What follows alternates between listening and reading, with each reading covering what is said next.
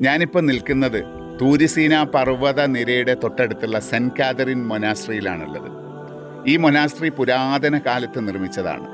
ഈ മൊനാസ്ട്രിയുടെ സംരക്ഷണം സയ്യിദുനാ റസൂലുള്ളാഹി സ്വല്ലല്ലാഹു അലൈഹി വസല്ലം അവർക്ക് എഴുതി കൊടുത്ത കരാറ് പത്രത്തിൻ്റെ ഒരു കോപ്പി ഇതിൻ്റെ ഉള്ളിലുണ്ട്. അതിൻ്റെ ഒറിജിനലുള്ളത് തുർക്കിയിലെ ടോപ്കാപ്പി മ്യൂസിയത്തിലാണ്. സുൽത്താൻ സലീം ഭരിക്കുന്ന കാലഘട്ടത്തിൽ ഈജിപ്തിൽ നിന്ന് അതിൻ്റെ ഒറിജിനൽ തുർക്കിയിലേക്ക് കൊണ്ടുപോവുകയാണ് ചെയ്തത്. ഈ സെൻറ്റ് കാതറിൻ മൊനാസ്ട്രി വളരെ വലിയ പ്രത്യേകതകളിലാണ്. അതുമായി ബന്ധപ്പെട്ട ഒരു വീഡിയോ ഞാൻ മുമ്പ് ചെയ്തിട്ടുണ്ട്.